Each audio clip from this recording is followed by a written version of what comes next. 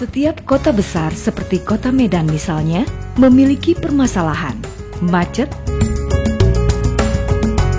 sampah menumpuk, banjir, air tanah berkurang, dan krisis air tanah yang semakin menipis. Salah satu solusinya adalah lubang resapan biopori.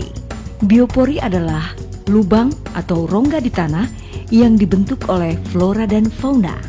Lubang-lubang yang terbentuk akan terisi udara dan jadi tempat berlalunya air di dalam tanah. Tanah yang sehat adalah tanah yang mengandung biopori. Lubang resapan biopori, lubang buatan yang dibuat manusia untuk memberi makan flora dan fauna sehingga mereka aktif membuat biopori tanah. Manfaat biopori adalah menabung air tanah, mengelola sampah organis menjadi pupuk kompos, mencegah risiko banjir, dan juga membantu menyuburkan tanah. Alat yang dibutuhkan untuk membuat lubang resapan biopori adalah bor biopori, sampah organis, cangkul, pisau pencongkel, air, dan karung.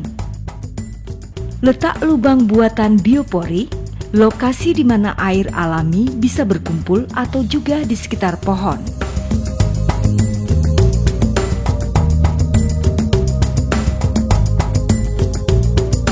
Lubangi tanah dengan menggunakan bor biopori searah jarum jam.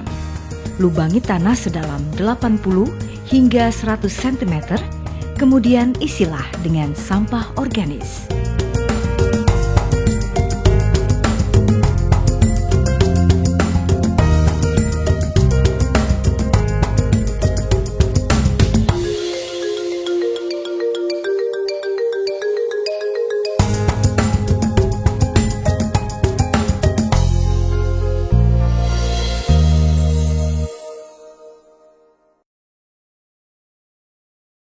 Jadi salah satu isu persoalan hari ini di kota-kota besar yaitu volume air yang tidak terkendali ketika turun hujan ya, seperti itu.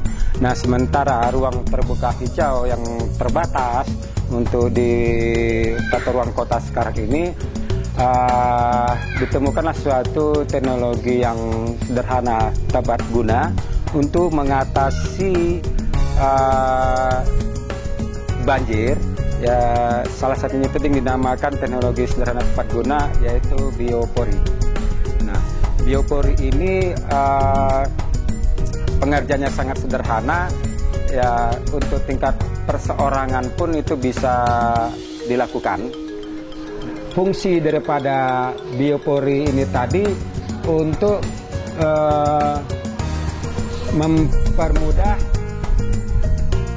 arus daripada air, volume air yang turun ketika terjadi curah hujan yang tinggi, sementara kita kondisi drainase terbatas atau terhambat. Nah, inilah fungsinya tadi. Jadi sehingga mempercepat proses penyerapan air yang jatuh ke media tanah, sementara ruang area terbuka kita atau ruang area penyerapan itu terbatas. Nah, sebab kita kadang seperti di kantor ataupun di rumah-rumah pribadi itu pekarangan mereka atau halaman mereka sebagian sudah diberikan di semen atau dicor atau diberikan paving block.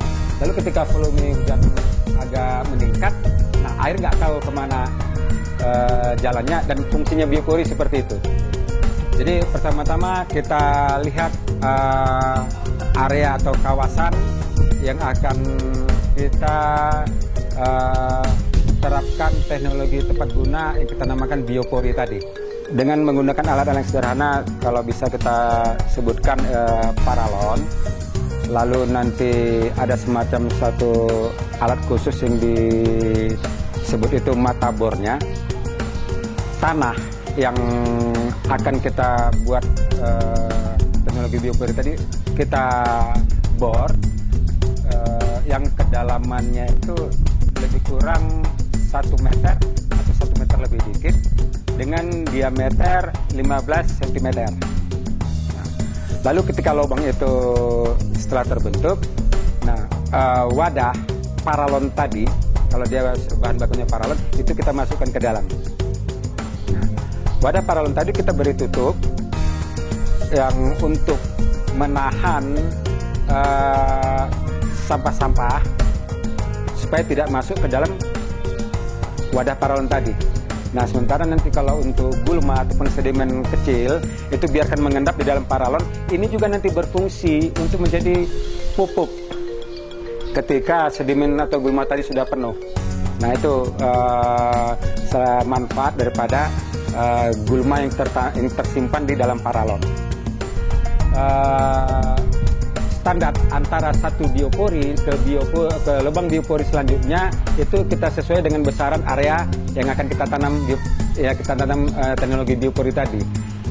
Tapi hukum rata-ratanya itu dari satu titik ke titik yang lain itu bisa minimal 10 meter dari satu titik. Langkah pertamanya kita bersihkan lahan agar proses penggalian lubang biopori dengan menggunakan mata bor biopori itu bisa berjalan dengan baik dan kedalamannya bisa sesuai dengan yang kita harapkan. Setelah lubang kita gali, kita korek itu dengan kedalaman minimal 1 meter atau sampai 1,5 meter. Nah, paralon yang sudah kita beri lubang itu kita masukkan ke dalam dengan memberikan penutup di bagian atas. Nah, ini berfungsi untuk mencegah daripada sampah-sampah kasar itu tidak ikut masuk ke dalam. Yang gunanya untuk memperlambat terjadinya penuhnya gulma atau sedimen di dalam paralon. Itu gunanya. Dan untuk perawatan maintenance selanjutnya itu per triwulan wadah biopori bisa kita bongkar keluar.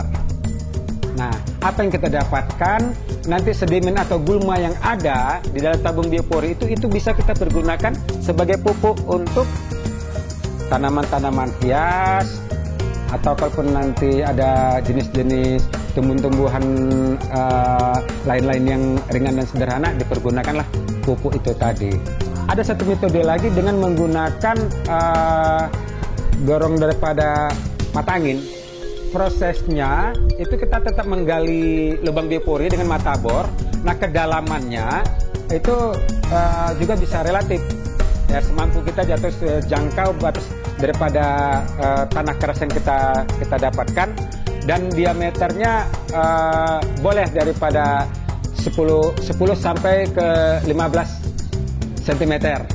Nah, setelah lubang cukup kokoh kita lihat, ya kita tutup aja atasnya tadi dengan ventilasi udara tadi yang tinggi, jenis ventilasi udara yang dia bisa juga terbuat dari bahan porselen keramik ataupun jenis-jenis cor paving block.